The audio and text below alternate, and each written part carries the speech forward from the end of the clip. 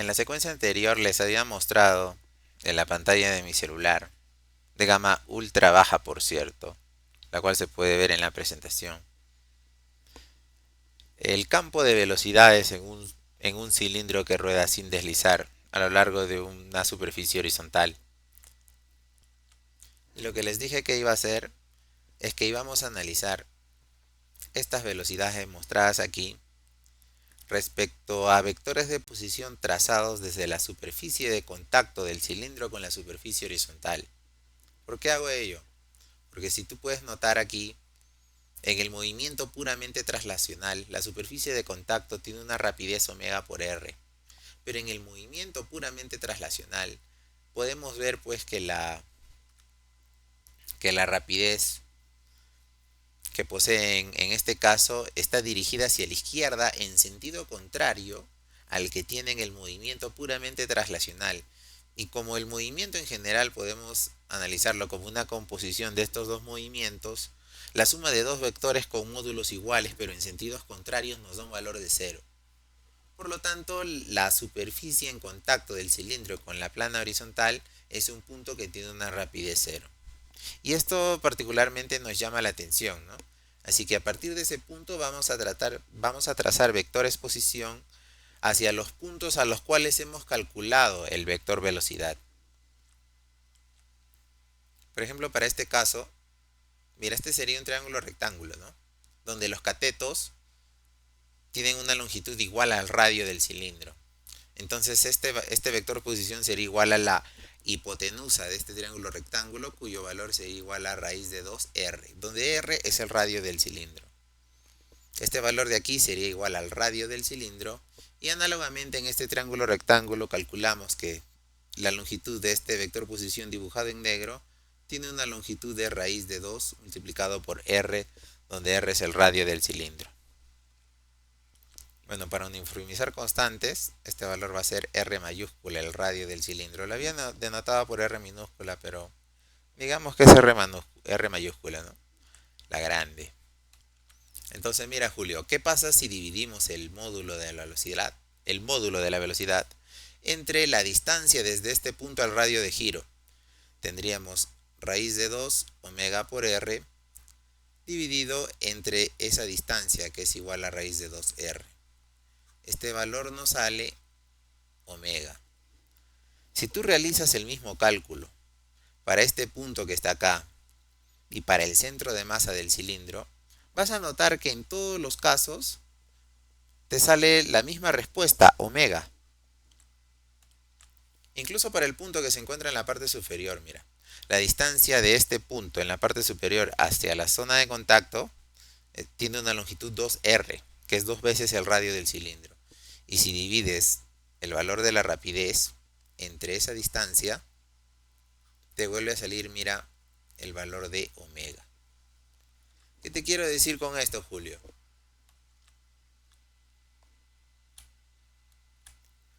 Notamos que el valor de la rapidez entre la distancia del punto hacia el centro de giro tiene un valor constante. Entonces nosotros podríamos considerar que este cilindro está realizando un movimiento de rotación pura, cuyo eje de giro pasa exactamente por el punto de contacto entre el cilindro y la superficie horizontal.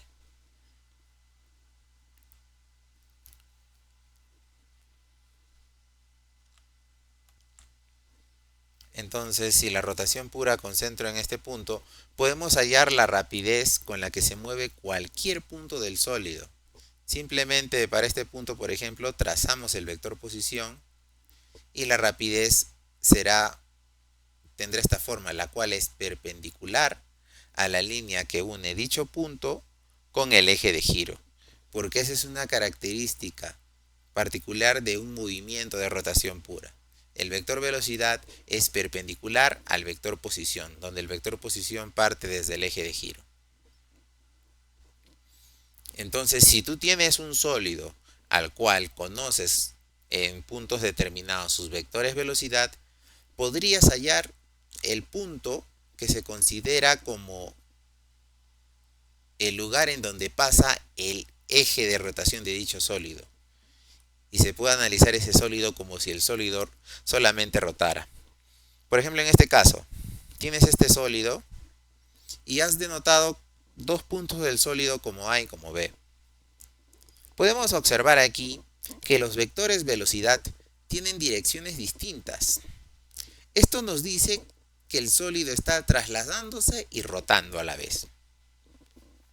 No es una traslación pura porque si lo fueran, los dos vectores velocidad serían idénticos o al menos fueran paralelos y tienen direcciones distintas. Tampoco es una rotación pura porque si fueran una rotación pura,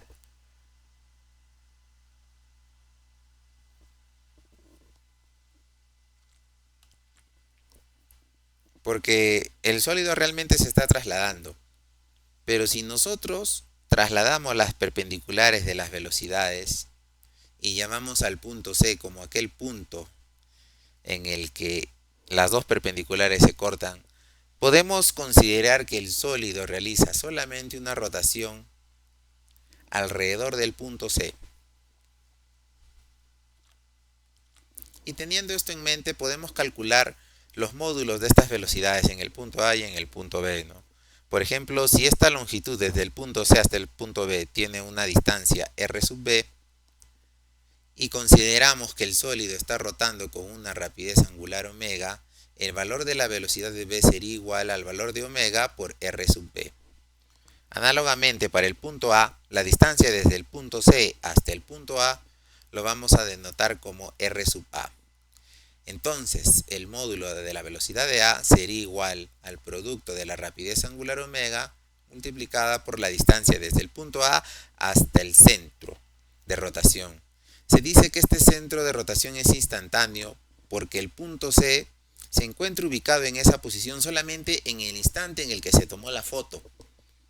Luego de un intervalo de tiempo t, las direcciones de estas velocidades van a cambiar y por lo tanto la ubicación del centro de rotación también va a cambiar. Es por eso que se le llama instantáneo, porque va cambiando con cada instante de tiempo. Veamos entonces unos pequeños ejemplos en los cuales se muestra el cálculo del centro instantáneo de rotación. En este caso tenemos una barra, la cual está moviéndose a lo largo de estos pasadores, se mueve en esta dirección. En la zona de abajo se mueve hacia la izquierda y aquí hacia arriba, ¿no?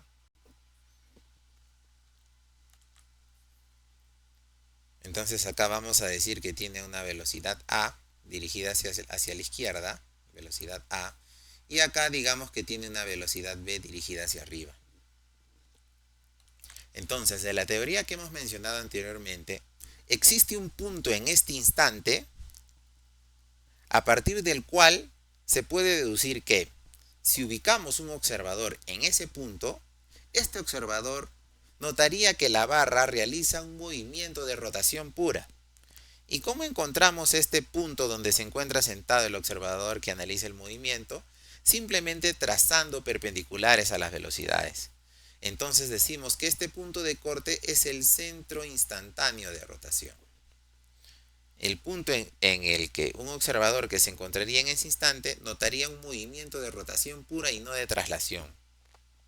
Si este observador considera que la barra realiza un movimiento de rotación pura, entonces puede calcular el módulo de estas velocidades, el módulo de la velocidad A y el módulo de la velocidad B. ¿Cómo lo haría? Simplemente calculando los vectores de posición de estos puntos, los radios de giro, mejor dicho, ¿no? Si tenemos que la barra tiene una longitud L y con la vertical forma un ángulo θ, de la secundaria o de la primaria incluso podemos deducir que esta longitud es igual a L multiplicada por el seno de θ. Y esta longitud vertical corresponde a la longitud L igual a coseno de θ, ¿no? Dado como este es un paralelogramo, esta longitud sería la misma, L coseno de θ. Entonces tenemos que el radio de giro para el punto B es igual a L por seno de θ y el radio de giro para el punto A es igual a L coseno de θ. Entonces, para un movimiento de rotación pura, ¿qué se sabe? Que la rapidez lineal es igual a omega por el radio. Entonces, si esta barra está girando con una rapidez, llámese omega, el valor de la velocidad en B sería igual a omega por el radio de giro, ¿no? por L seno de teta. De igual manera, para el punto A, la rapidez sería igual al valor de omega multiplicado por el radio de giro L coseno de teta. ¿Qué estamos deduciendo aquí? Que tanto la rapidez de B como la rapidez de A están relacionadas. ¿Y cuál es esa relación? Podríamos efectuar el cociente, por ejemplo, omega por L por seno de teta,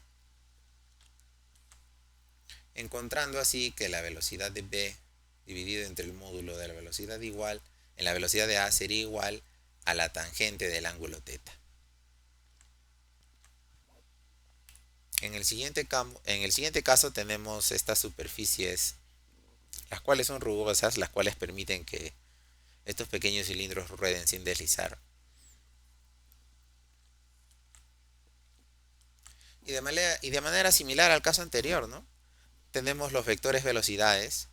Tenemos aquí la velocidad de A y aquí tenemos la velocidad de B, ¿no? El primer paso es hallar el centro instantáneo de rotación. Para ello, ¿qué debemos hacer? Trazar perpendiculares a las velocidades y el punto donde se cortan dichas velocidades es el punto a partir del cual un observador ubicado en esa posición notaría que la barra realiza únicamente un movimiento de rotación pura. Si este movimiento es de rotación pura, hallar el valor de las velocidades no es más que multiplicar el valor de omega por el radio de giro, ¿no? Aquí también, omega por el radio de giro. Entonces el problema aquí se reduce a hallar los radios de giro tanto del punto A como del punto B respecto al centro instantáneo de rotación. Entonces lo que hacemos aquí es prolongar esta línea y vamos a notar que si tenemos dos líneas paralelas, esta horizontal y horizontal, cortadas por esta secante. Si este ángulo era 60, quiere decir que este ángulo de aquí también vale 60. Entonces, como esto es 90 y esto es 40, este valor de acá también sería 60 grados. Otra manera más práctica y directa de hallar 60 grados es decir que este sólido formado por estos cuatro puntos, bueno, esta figura, es un cuadrilátero inscriptible, ¿no? Porque tenemos aquí 90 grados y acá 90 grados, ¿no? Por lo tanto, el ángulo interno es igual al ángulo externo. 60-60, ¿no?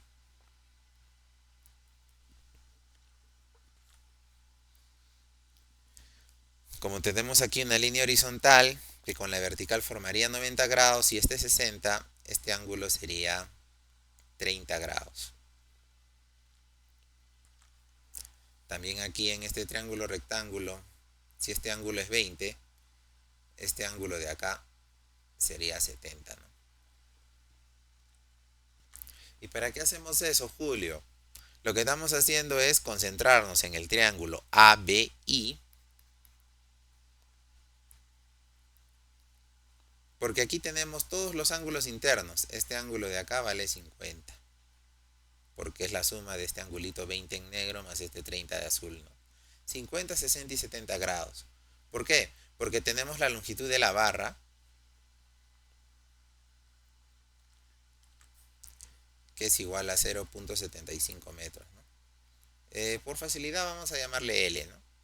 Y esta longitud de acá la vamos a llamar radio de giro de A, R sub A.